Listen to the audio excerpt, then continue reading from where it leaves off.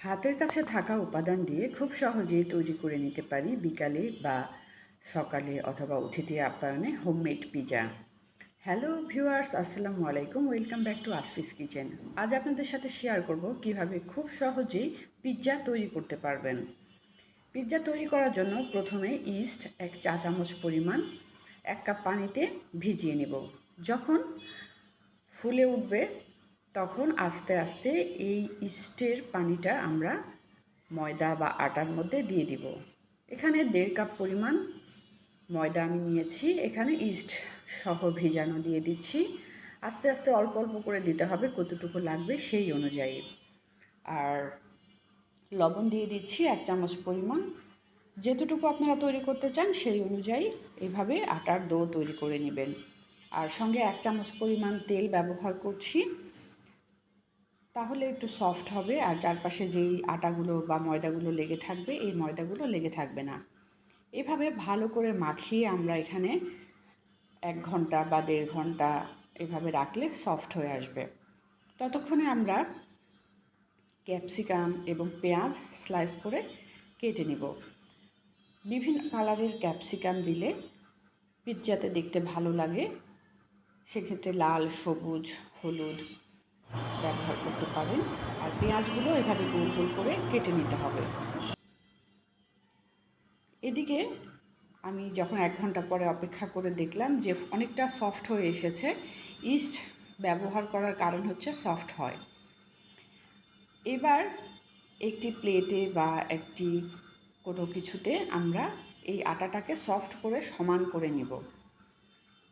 হাতের সাহায্যেই সম্ভব, কোনো রকম বেলনের দরকার হবে না। হাতে একটু প্রেস করে চাপ দিয়ে আমরা চারিদিকে সমান করে নেব।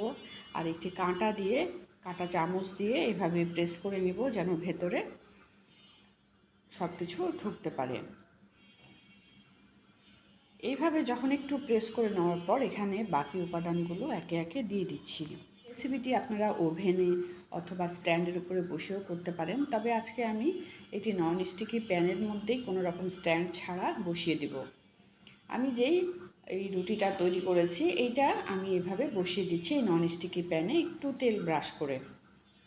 তারপর এখানে উপরে ছড়িয়ে দিব 1 কাপের মতো টমেটো সস। টমেটো সস আপনারা কেনা ব্যবহার করতে পারেন অথবা টমেটো বাসায় সস তৈরি করে এখানে দিয়ে দিতে পারেন। উপরে সুন্দর করে ছড়িয়ে দিতে হবে। রেস্টুরেন্টে আরও অনেক ধরনের অনেক কিছু ব্যবহার করা হয়, আমরা অল্প একটু চিলি ফ্লেক্স বা কাঁচামরিচের জন্য ব্যবহার করতে পারি। আর যারা অ্যাভয়েড করতে চান ঝাল অ্যাভয়েড করতে পারেন।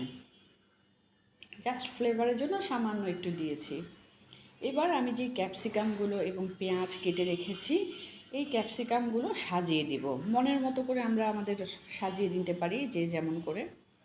এছাড়াও আমি চিজ রেডি করে রেখেছি, পেঁয়াজগুলো যে রেডি করে রেখেছি একে একে সব উপাদান দিয়ে দিব। এখানে আরও অনেক ধরনের উপাদান চাইলে আপনি ব্যবহার করতে পারেন, যেমন সুপার শপগুলোতে অরিগ্যানো গুঁড়া বা হার্বস এ ধরনের অনেক কিছু ব্যবহার করলে ফ্লেভার আরও ভালো আসে। আর গোলমরিচের গুঁড়াও ব্যবহার করতে পারেন যদি সামান্য ঝাল ফ্লেভার পেতে চান। এবার সব কিছু এভাবে সাজিয়ে দিতে পারেন। আর ব্ল্যাক অলিভ যদি থাকে উপরে ব্ল্যাক অলিভ ছড়িয়ে দিলেও কিন্তু দেখতে ভালো লাগে। এদিকে আমি চিজ ছোট ছোট করে গ্রেট করে রেখেছি, এই চিজ দিতে হবে। পিৎজাতে চিজটা যত বেশি দেওয়া যায় খেতে কিন্তু খুব ভালো লাগে। আমি 1 কাপের মতো চিজ ব্যবহার করেছি। সব উপাদানগুলো দেওয়া শেষ। এবার আমি ঢাকনা দিয়ে ঢেকে চুলাতেই সরাসরি চড়িয়ে দিব।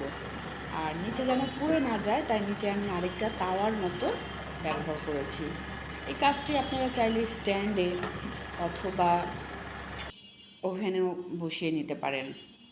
এবার এইভাবে 10 থেকে 15 মিনিট আমি চুলার আঁচটা মিডিয়াম হিটে রেখে রান্না করে নিয়েছি। দেখুন, আর যদি মনে হয় যে কাঁচা কাঁচা আছে বা হয়নি তাহলে একটি কাঁটা চামচের সাহায্যে আমরা চেক করে নিতে পারি। চুলার আঁচ ঠিক থাকলে 15 থেকে 20 মিনিটেই দিয়ে যখন সাইডে একটু চেক করে দেখবেন হয়ে গেছে। এর চেয়ে বেশি করলে পুড়ে যাবে আর খেতে ভালো লাগবে না। একটি চামচের সাহায্যে অথবা স্প্যাচুলার সাহায্যে তুলে পছন্দ মতো ডিশে তুলে নেব। আর স্লাইস করে কেটে আমরা পরিবেশন করব। খুব সহজেই রেডি হয়ে গেল সুস্বাদু হোমমেড পিৎজা।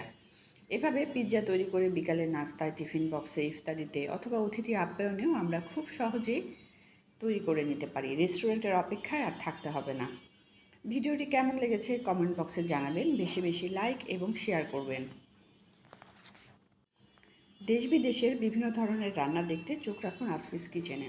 আমাদের সঙ্গে থাকার জন্য এবং ভিডিওটি দেখার জন্য ধন্যবাদ।